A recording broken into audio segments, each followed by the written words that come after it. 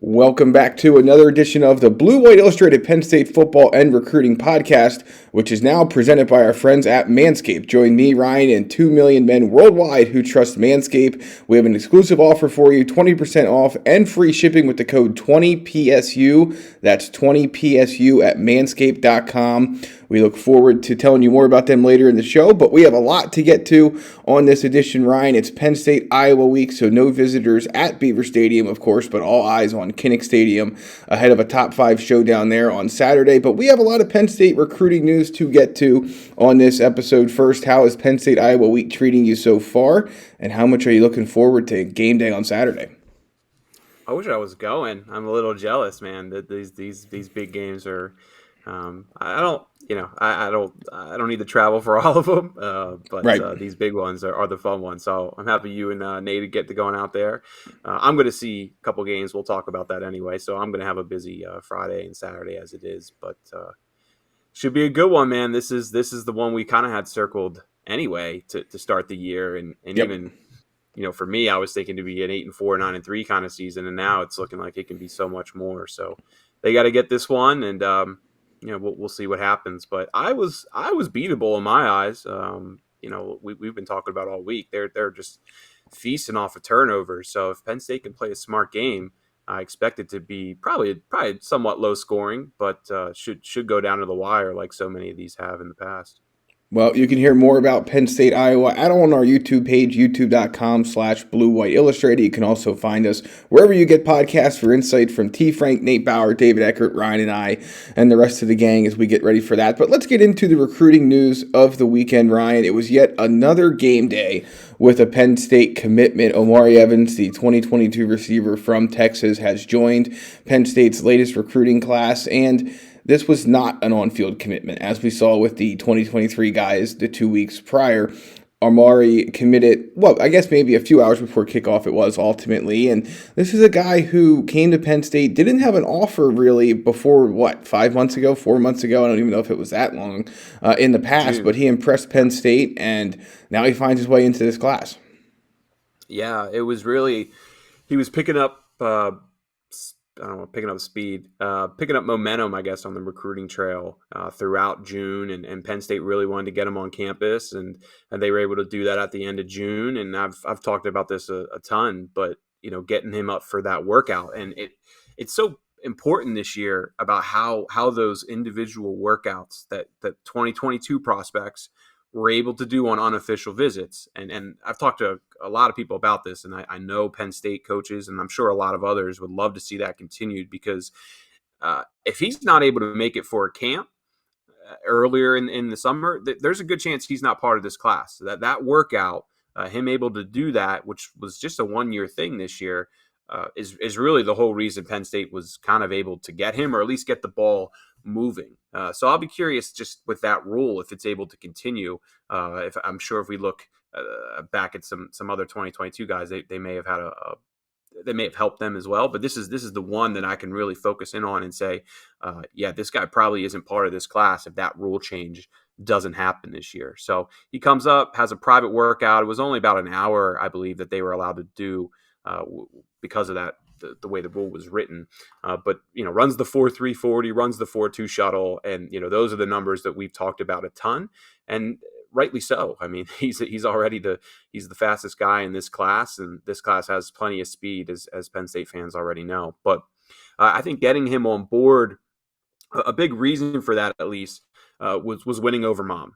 I was able to have a good talk with Mom a couple hours before he decided, and she was honest about it, and pretty much said that from in the beginning, she wasn't really in Penn State's corner. I think really in the end, Penn State's relationships, which of course are so important, Mike Yurchich, Taylor Stubblefield, James Franklin, they won Mom over, and that's why he is planning to sign with the Nittany Lions in December.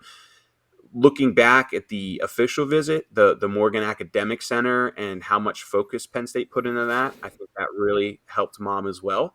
But also it should also be noted that Penn State's just a premier program, and comparing it to Rutgers and Vanderbilt, that they are on a different level. And I think that's what kind of won Omari over. And then when Mom was able to, get to know the staff better and see some of the facilities here, academically and everything from the dorms to the town, that won her over as well.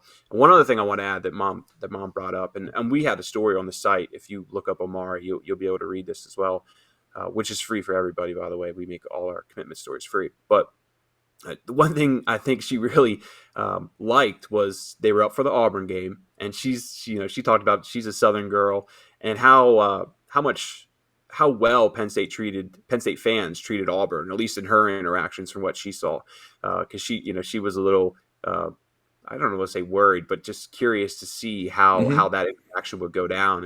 And she was talking about being at college game day and how much fun Penn State fans were having with Auburn fans. And I think the quote was, this is a really good thing. She really just took in that moment, and I think the fan base kind of won her over. Of course, the atmosphere and all that stuff in the game is big, and I think that impacts Omari more than mom. But just the hospitality I think that she saw from Penn State fans to Auburn fans, I think that played a big part with mom as well. But yeah, it's a big pickup, man. Of course, how many wide receivers now? Potentially, it's like 5, 6. 4 and 6. Yep. Yeah. So it's a deep wide receiver class, but you and I hit on this last week in our roundtable about, of course, I expect Jahan to be gone, Cam Sullivan-Brown will be gone, and then you have a couple others who just haven't maybe proven themselves on the field. So if a couple of those guys transfer out, you're looking at potentially 6 scholarship guys. Of course, Lambert Smith and Parker Washington, they've proven themselves, but the other 4 haven't really yet. Right. So I think that's why Penn State wants to take a bigger wide receiver class this year, and even the way we projected, it would still be 10 wide receivers next year, which I don't think that's like abnormally large or anything. No, I think if you it's across not other rosters, somewhere between 8, 9, 10, 11, that's kind of what you see. So it's a look, a lot of speed in this class. You have an established playmaker in Caden Saunders, who's very good fundamentally, and Omari's playing quarterback right now, so we can only kind of get so much out of his film. Right. But right. He's a playmaker, man. He makes it on special teams. He makes plays with his feet in the offense. Those highlights we just showed were just his game this past week, which was definitely his best game of the season. And mom was saying maybe one of the best games of his career. Over 200 yards rushing, 100 yards passing. I think it was 5 touchdowns total. So he's just he reads reads defenders well, know how to make his moves, and once you get him in open field, you can't touch him.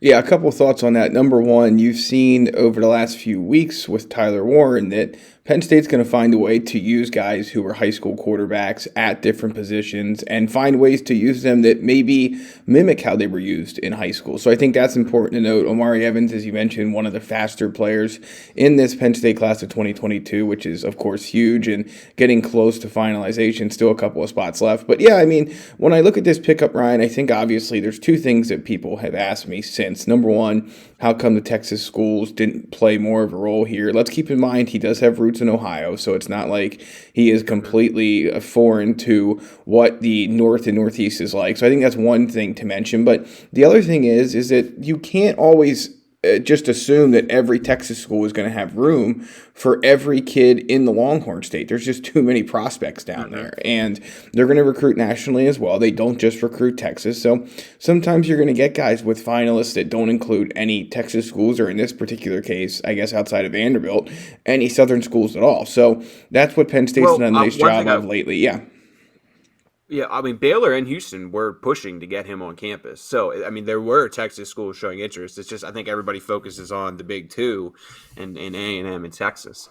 And, obviously those schools are trying to recruit nationally. But he did visit Houston, and I know he visited Houston. I don't remember if he visited Baylor back in the summer. But both of those schools were trying to get him on campus for unofficial visits during the season.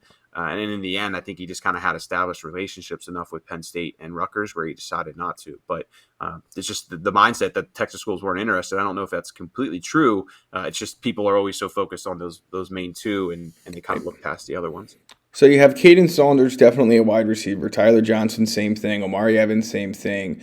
And Anthony Ivy, same thing. So that's your four there that were definitely wide receivers in this class. And then we see where Mekhi Flowers and Christian Driver end up. Are they safeties? Are they receivers?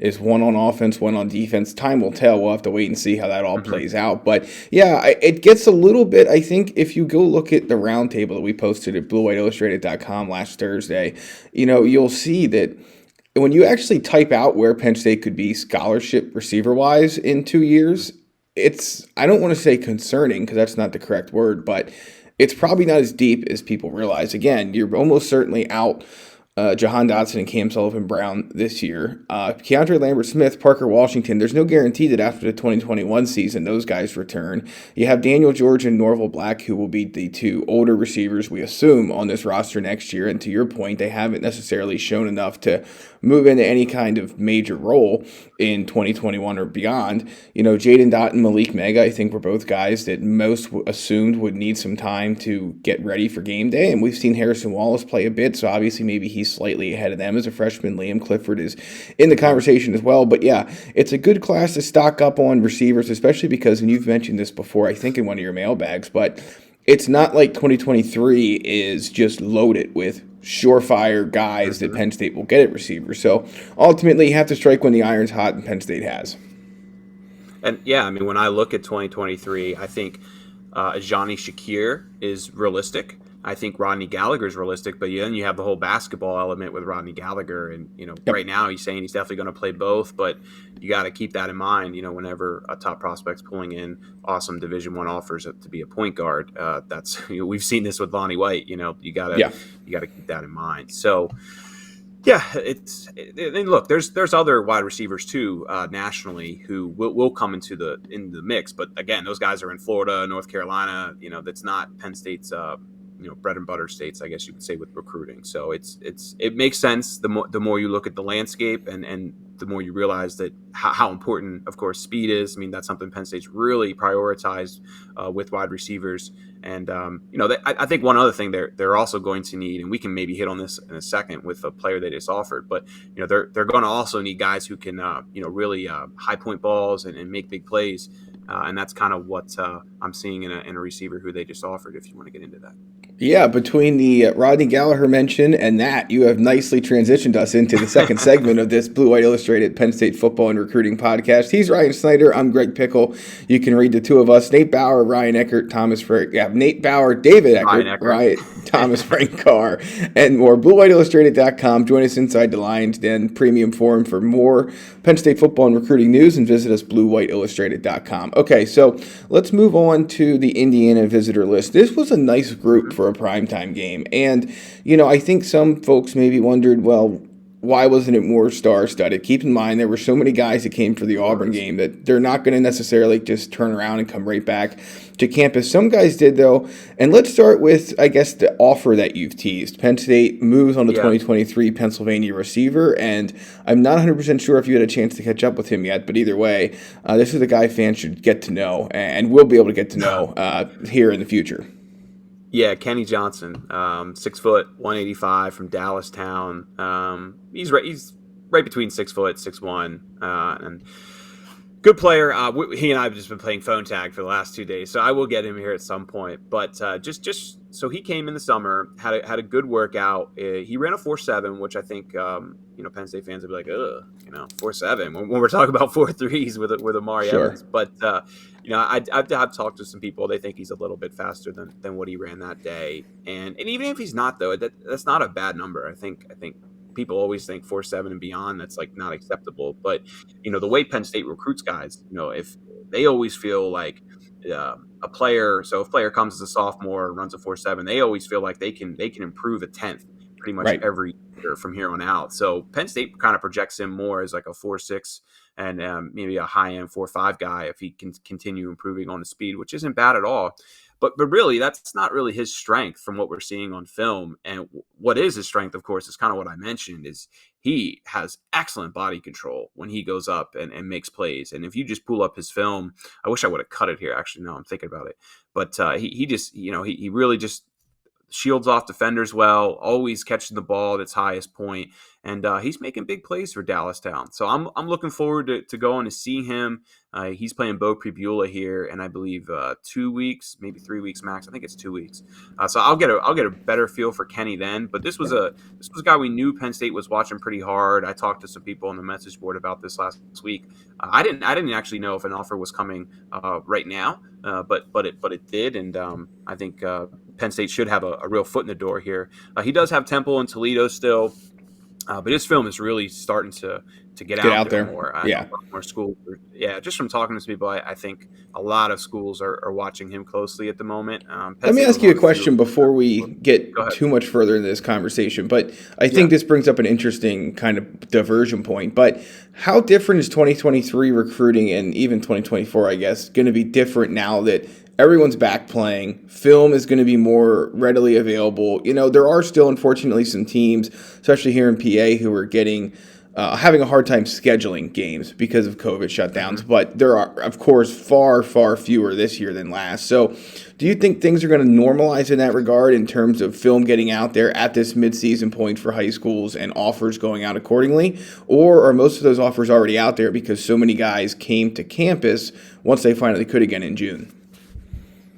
I think, for Penn State being a major FBS program, it's somewhat pretty normal. I think we've seen already. I think it's if you go back to the end of September, the last week or two. They've handed out about a dozen offers over the past week, and that's what you normally see this time of the year. They wait to get 3, 4, 5 games of film. And if they like what they see enough, then they'll make a move. Well, what I think will be a little bit different is maybe for those smaller Division I schools who don't have the recruiting resources to get out there and find guys. I could see a lot more of those 1AA kind of guys or the low end FBS guys. That's where I think you may see a flurry of more offers this time of the year, just because of resources, man. Penn State has so much. The recruiting staff's way bigger than a Toledo or an Akron, for example. So to me, it's those. I don't want to say second tier, but those guys who will play at the lower end of the FBS level. That's where I think you'll see a lot of them kind of pick up offers in the months ahead. But for Penn State, this is what we normally see. We see probably about anywhere between 15 and 20 offers go out. Usually in October. We've already seen 6, I believe, just in the first couple of days. So maybe when the month is over, we'll see more go out. But they're able to get out on the road now too, and really meet with coaches and get the. What's James always say? You want to meet the janitor and the lunch lady, and it's all the above. You got it. And that stuff is important. So for Penn State, I don't think it's too much different. But like I said, those smaller schools, the Temples, the Toledos, those are the schools that I think you'll see a ton of offers go out to really those guys who then Penn State will probably have them come and work out next summer. But they've already offered like 200 kids in this class almost, so they have a good idea on who they're pursuing. Kenny Johnson, one of the many players who visited for Penn State, Indiana. Let's roll into just some of the names to know now. A trio from Western Pennsylvania was on campus. You've mentioned one of their names already. Some IMG Academy representation as well. Again, it was not a packed sideline like we saw for Auburn, but it was still pretty full down there. There were a lot of guys who made the trip up with their family for this game and got to see the stripe out and everything else that came with it. Yeah, well, of course, I mentioned Ronnie Gallagher, and that's a big one. And then Tamir Robinson was the surprise.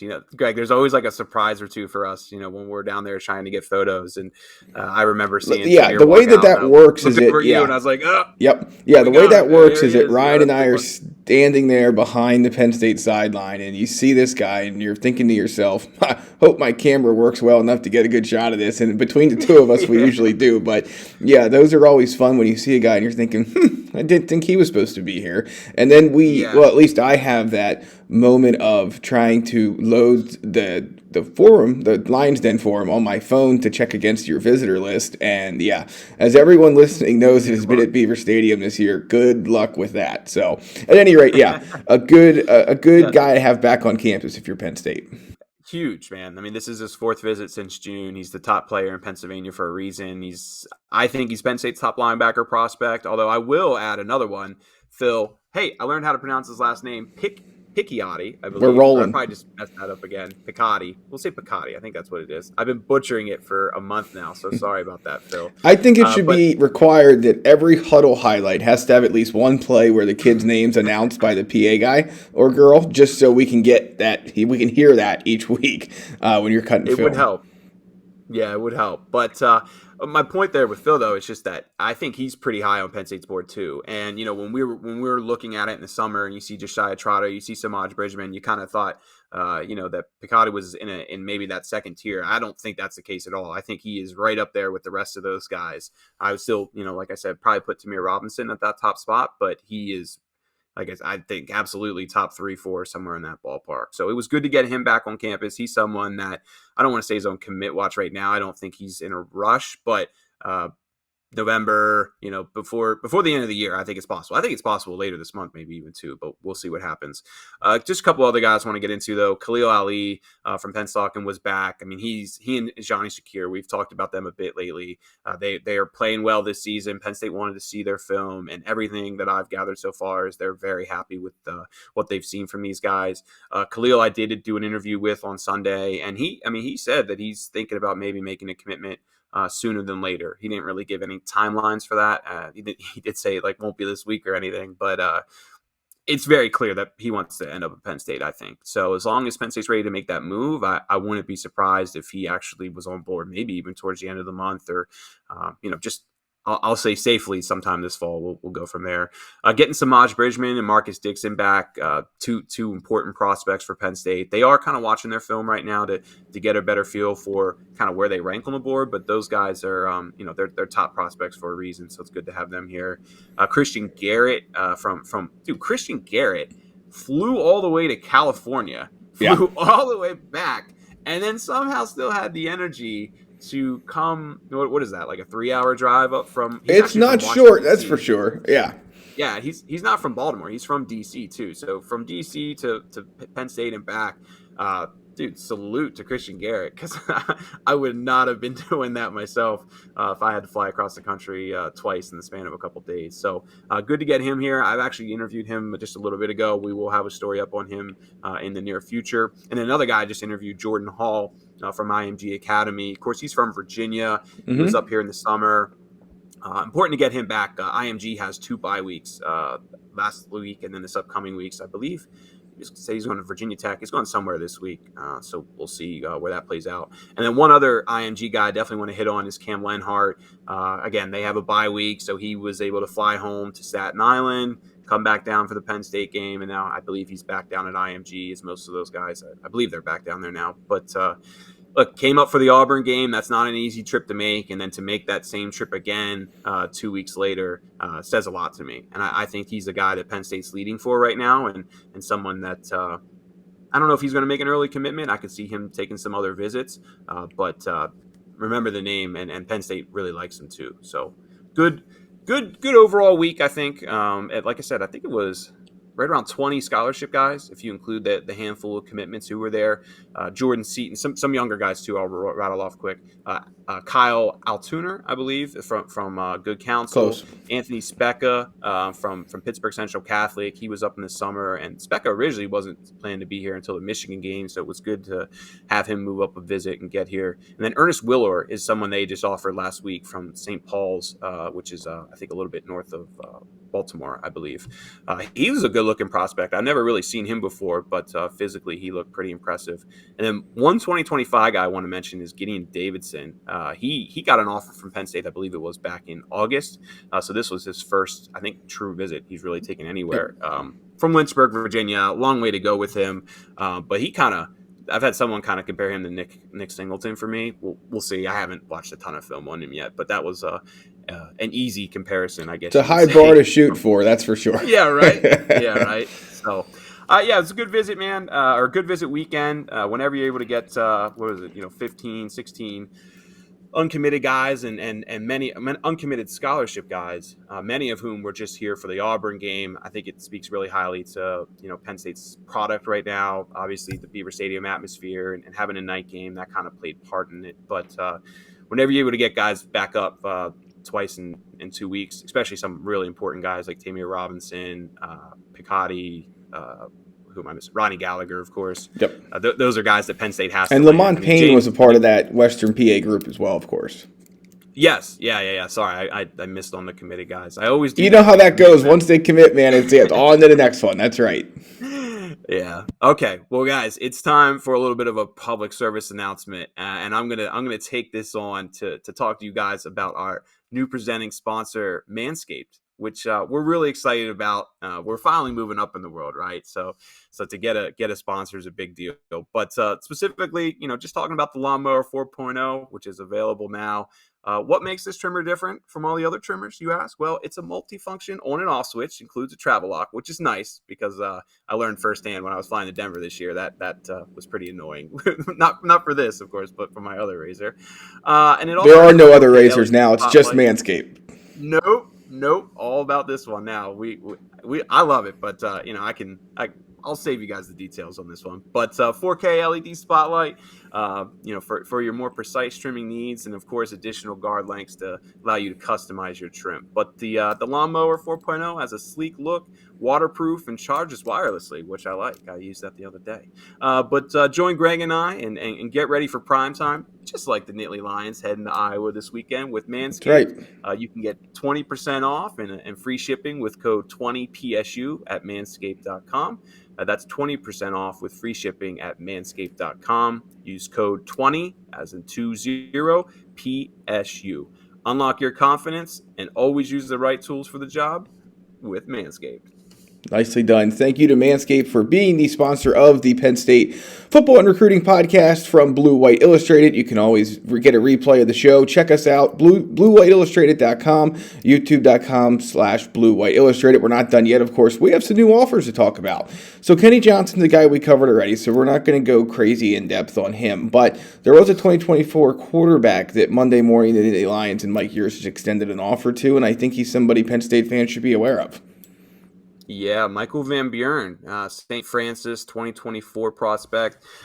Dude, his first start, okay, national television against De La Salle in California, right?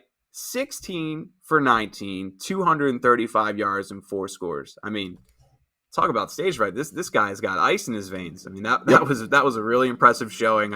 I didn't stay up and watch the entire thing. It was getting late, of course, for us on the East Coast, but I did watch a little bit more Saturday morning, and he's the real deal. And Penn State already kind of knew that. They had him up for the Villanova game the week prior, so there was already a bit of a relationship forming. But then to see that game, I think that kind of made it clear. It was time to get on board, yes.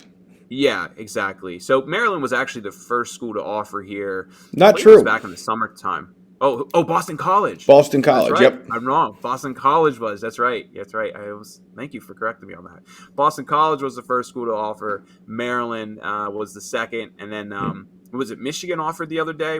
Yes, right Penn State and Michigan, kind of right in tandem. And it's always funny when you see that happen because those two schools tend to be kind of tied together in these underclassmen offer instances. And you will never get me to believe otherwise that the fact that Josh Gaddis is out there has nothing to do with that. But yeah, but he also visited Maryland, NC State, Rutgers this summer. And, of course, like I said, he was back for the Villanova game. Greg, I believe you caught up with him last night. Anything you can kind of share on it? I haven't. Yeah, so you mentioned about a guy being ready for prime time and being ready for the stage and the spotlight, even though he's only a class of 2024 recruit. Let me read this to you. He said, "To be honest, my coaches and mentors have always instilled in me and my teammates to control what we can control and trust the process. I'm focused on doing well in school so I can actually get admitted to college down the road and getting better on the field with my guys on the team each week of our season." I mean, that's the kind of thing that you don't hear current sophomores in college say. So I was really blown away by him. Really good prospect here whose offer sheet is just going to continue to grow and grow. Mike Yurcich with the stamp of approval on this one, of course. And, 2024 is a long way away, and not everyone loves this fact, but you have to start laying the groundwork at some point and the foundation at some point, especially for these guys who, even though they're in your backyard, they're going to be national recruits, and he has national recruit written all over him. Penn State and Michigan are not the only two big-time Power 5 conferences, or schools, rather, that's going to offer this player because there's a lot of things to like, even though it's so early in his career. And one thing I'll add too is 2024 is far away, but quarterback recruiting is always 6 months ahead of basically everybody else. Right. So while it may seem like there's 2 years or so, it's really more like 12 to 16 months when schools will start kind of putting pressure on him to decide, and especially when we expect him to get a ton of big time offers. So in a year from now, he'll have a lot more visits under his belt, and I'd be surprised if he's committing in October 2022. But in the spring that follows that, which Yep. as I'm learning every day with my kids, time flies, man. So he will probably be. I'm not going to say forced to make a move, but schools are going to be pushing hard for it. So it makes sense for Penn State to get their foot on board. And again, man, it's whenever you're talking about elite quarterbacks, you can sometimes never offer too early. The mailbag is lurking 30 minutes into this edition of the Blue White Illustrated Penn State Football and Recruiting Podcast. He's Ryan Snyder. I'm Greg Pickel. Don't forget, you can sign up for the Blue White Illustrated magazine if you want to read us in a different format besides the web or hear from us somewhere other than wherever you get your podcast or youtube.com/Blue White Illustrated. Sign up for the magazine today, bluewhiteonline.com. Call customer service 800-421-7751. The Penn State issue for October is on newsstands now. It features Dwight Galt's Penn State Football Freaks list from Nate Bauer, exclusive recruiting content from Ryan, and much more. So visit us, bluewhiteonline.com, to find a newsstand near you or to subscribe. And please subscribe to our YouTube channel as well. We're closing in on 5,000. You're going to want to be the lucky 5,000. Of course, you could be 5,001, 5,002, 4,999. It's okay. Just join us there. BlueWhiteIllustrated.com and YouTube.com/Blue White Illustrated. All right, Ryan, where are you going this week? Let's start there, and then you're going to go see some prospects, and then we're diving into the mailbag. Yeah. Well, there's two big games I think you have to see in Central PA this week. Nick Singleton and Governor Mifflin taking on Exeter Township. Of course, Joey Schlaffer is the tight end who Penn State has offered there. And we kind of have Joey circled as someone who wouldn't surprise us at all if he's making a commitment here in the next couple of months. Of course, he's Michael Bennett's half-brother, so there's a lot of family ties there. And as we hit on before and really shortly after he got the offer, it was one of those things where if he lives in Virginia, Penn State probably offered 6 months ago. But because of the close family ties and whatnot, they wanted to make sure everything was in a row because they knew that if they offered him, there was a very good chance that he would be jumping on board. So he's somebody to watch closely. Of course, Nick Singleton, he's just crushing it this year. I'm really excited. That'll be my first time seeing Nick this year. So looking forward to that on Friday night. Governor Mifflin is just a train right now, man. I mean, they all steam ahead to the PIAA 5A state championship. I don't want to jinx them, but they are the clear favorite in that division. And if all goes well, they should be getting back there this year. But then one other game just to hit on Saturday. If you're not going out to Iowa and if you have a little bit of time to kill in the Harrisburg area, Mackay Flowers and Central Dauphin East are taking on Harrisburg at 1 p.m. Over at Harrisburg's field. And Harrisburg's always a very good squad. They have a couple guys who will play at some sort of level in college football. And of course, Mackay Flowers is playing great. He has CD East at 5-1 right now, man. And Lance Dean, their new head coach, those guys are playing some really good ball. They got a good win over Cumberland Valley this past weekend. I know Mackay had at least one touchdown. I believe it was one interception. So what we're seeing so far from Mackay is he is just killing it defensively. I mean, he looks like a linebacker out there playing safety, man. Just really reading plays well, playing aggressive. I've been really impressed with him so far. So, everything I've seen from him right now is, backing up his high rating on Rivals. So looking forward to seeing him in person. I think those two games, if you live in Harrisburg or Reading area, Lancaster, wherever, and you're looking for good games this weekend, that's where you'll find me at least. Getting the opportunity to see, three potential Penn State prospects. I'll always take that opportunity. All right, let's get into the mailbag as we hit the closing stretch of this week's episode. Ryan, I did have on here if there's any update for Jaishawn Barham, but I'm kind of just going to blow through that because there's not. I know everyone wants to know, which is why we wanted to address it, but the long and the short of that answer is no. Well, look, he went to South Carolina, so we know he did take an official visit there. And, I spoke with our colleagues down there in Columbia, and of course, South Carolina staff felt good about it. And then I turn around and talk to the people I trust here, and they feel good about it too. I definitely get the vibe from talking to maybe some St. Francis people that he is leaning towards Penn State right now, and that's huge for Penn State for a variety of reasons. Of course, they need another linebacker, he's been one of their top linebacker prospects for a really long time. So that all makes me feel good. What's kind of holding me back from making any kind of predictions or anything like that is just this. I don't want to say rumor, but we know he's considering an official visit to Florida, and obviously Florida is an excellent school, and Yep. Dan Mullen's a great recruiter, and Jaishawn's always just been very quiet as well. So it's really difficult to get a read. I mean, I confidently can say. Well, we've lost Ryan there, so we'll try and get him back. But this is the Blue White Illustrated Penn State football and recruiting podcast. We are about 35 minutes into this week's show. If you're looking for more Penn State football and recruiting news, you can visit us at bluewhiteillustrated.com. Ryan's going to have a lot of interviews with players who visited for both the Indiana game and earlier games this year. Also, guys considering visiting later this year. Now we have Ryan back, so we're off and running. I don't know what happened there. Yeah, it's technology, man. We'll take it. We'll take it as it comes. I don't know how much you got on Barham there. I was just going to finish. I think. Yep, we got. Yep, we did. Yep. Okay. Yeah, I mean, just like I said, Penn State feels good. South Carolina feels good. I lean a little bit towards Penn State. I just want to see if he takes that official visit to Florida. If he holds off on that, I feel pretty confident he's leaning towards the Nittany Lions. But just I don't want to put a pick in now, and then he ends up going to Florida and loving it, and then everything changes. All right, let's get to – actually, I'm going to add a mailbag question. If you don't know this, You're going to be surprised. You're going to have to react on the fly. But first, we're going to get to the one that we had on our script.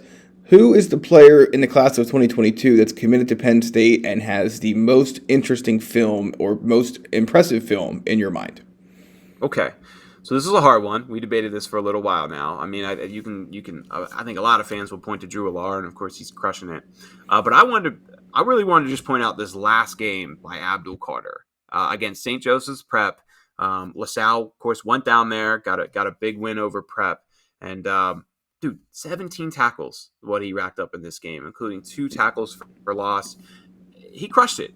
Just everything. I mean, he was better in pass coverage, I thought. He was excellent around the line of scrimmage. There was a lot of little things that I didn't quite see in McDonough that I saw in that highlight film. So, to me, if you get the opportunity to check out Abdul Carter's highlights we would love to show it to you right now. It's just not cooperating with us. So, yeah, check that out. You do have it linked on the bwi.rivals.com homepage. So, it is there. Yeah. I made sure to highlight him this week. He just was excellent, man. Like I said, 17. Hey, look at that. 17 tackles, 2 tackles for loss. He had a really big quarterback hurry and a pivotal moment of the game. But, I mean, I was torn on whether he's a linebacker or a defensive end. And, when I left that McDonough game, I was thinking, okay, yeah, this is, size-wise and whatnot, he's got to put his hand in the ground. But, man, when I watch these highlights, there's a lot to like as far as him reading the guards and him reading just all the right reads, really. So I'm torn, man. I mean, there's definitely still part of me who thinks physically he's going to outgrow this position. But I mean, man, to play a heck of a game like this against St. Joseph's Prep. This was a nice play here. He reads it perfectly. Makes a really nice tackle there. Was this his quarterback hurry? Yeah, this was a pretty big moment in the game too. That was a nice play. But yeah, you can watch that whole film, and I mean, it's like 3-4 minutes long. I had to cut it down to get all the best plays in there. But really impressed with what I saw from Abdul Carter, just specifically this past week. I mean, if I had to make a pick for overall what I've seen most impressive, it's the guy I think you were going to pick on this, Greg. That's right. Yeah, I mean, Nick Singleton, we just talked about him, and his highlights worked on first try, so we're getting somewhere here. But yeah, he is just so darn impressive, and he does it all, right? I mean, he runs away from guys, he hits holes impressively and immediately. When you watch this play here, it was blocked pretty well, and the defense didn't play it all that well. In fact, it was pretty terrible. But at the same time, I mean, he did everything right. This one's a better example where he comes off that defender who was getting blocked just a little bit and then gets downfield, and that poor kid, just didn't have any chance to bring him down there near the goal line. But, I mean, he just runs over around people. He can do a little bit out of the backfield. I mean, there's not much he can't do, and he's putting up video game numbers. And we talked about this earlier in the year, Ryan. Ryan, when we were kind of filling out some of these shows with just talk about guys and their game tape. But look, if you're a Penn State commit, and we had over 20, obviously, to pick from for this segment, and there's going to be folks who tell us we should have picked somebody else, and please do, and tell us why. But, when these guys are Penn State commits, they should be putting up video game-like numbers. But it's one thing to do it, and it's another thing to do it the way Nick Singleton's doing it. And he is playing a pretty good schedule and just running over everyone that comes into his path at this point.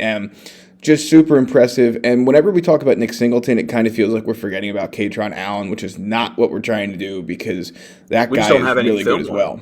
Right. Yeah, we just don't have any film. He hasn't updated anything. We've seen one or two games on ESPN. Of course, he was excellent, but there's just not much out there. But yeah, we know he's an excellent player too. I mean, there's a lot of guys I could roll into. I mean, there was some awesome highlights of Malik McNeil with a punt last week, and then the guy takes the punt back, and Malik just levels it. I mean, not that it says much about his potential, but I thought that was a fun highlight. But Bo Perbula's getting overlooked too, man. I mean, his highlights look excellent. Caden Saunders, that his school kind of has a shaky situation at quarterback, but man, he's playing Wildcat all the time, making all types of different plays. Tyler Johnson's getting overlooked too. He's up to his numbers are crazy. Yep. Yeah, just under 1,000 yards receiving so far. He had 140 of those past week with 2 touchdowns. He's putting up. I mean, he had that one game where he almost had like 400 total yards of offense. So there's a lot of guys to pick from, man. We could just keep kind of rolling through. But to me, I really just wanted to highlight that game Abdul Carter had, because it showed me something that I didn't quite see in McDonough, just some of his reads and whatnot. And I mean, Nick Singleton, I don't know how anybody can argue that his film isn't crazy impressive this year. So yeah, there's no doubt about it. All right, bonus question, Ryan. This comes from Darren Rovell of the Action Network. Husband asked wife if he should cash out a 10-leg parlay with one leg to go and take home $45,200. Yes. She tells him to let it ride. The Chargers cover, and the husband wins, and the wife too, obviously, $126,000. Question 1, are you asking your wife for advice on this? And question 2, are you cashing it out, or are you letting it roll? I'll be honest, actually, if it was 42,000, yeah, I would probably say something, just because I need bragging points for all the times I didn't cash out 42,000. But would you say it? Would you ask the question about cashing it out, or would you cash it out and then get the bragging points? That's where I'm at this point. Actually, that's a good point. I might do the second, to be honest. I don't know. That's a good one, man. I don't ever get into the thousands with any of my wagers. I wish I did. Right. It means I would have way more money than I do now. But yeah, I don't know, man. Maybe I'd probably do the second. I'd cash it out and then just let her know. But to me, I'm always taking safe bets with that stuff. But good for that guy, man, taking the risk. I had a similar situation. I don't want to go long, but we had Mississippi State, Kansas State, and the Patriots the other night. And that's only a 3-leg parlay, but it was there was a good little bit of money on it. And I was a little worried about it, but when I saw it was raining, got a little more confident, let it ride, and Patriots saved my weekend. We'll talk about best bets a little more on Friday. But yeah, sounds good. All right. Well, that had nothing to do with recruiting, but the 44 minutes and 30 seconds before us certainly did. So thanks for tuning in. It's been another edition of the Blue White Illustrated Football and Recruiting Penn State podcast. He's Ryan Snyder. I'm Greg Pickel. Please remember, visit us youtube.com/Blue White Illustrated. Hit that subscribe button. Hit the bell so you get the latest updates when T. Frank or us or Nate and David post a video. Don't forget to subscribe. We'd love to get over 5,000 subscribers prior to Penn State, Iowa. And you can also leave us a review, rate, subscribe wherever you get your podcast audio. And we will be back next week talking more Penn State football and recruiting. See you next time. One more thing. 20 PSU Manscaped, baby. Hit the That's promo right. code. Yes. Use the promo code. Don't forget about the free shipping. I think that has as much value as anything. But yeah, visit them. Yeah. Thank you them for sponsoring this edition of the Blue White Illustrated Penn State Football and Recruiting Podcast. And we will see you next time. Take care.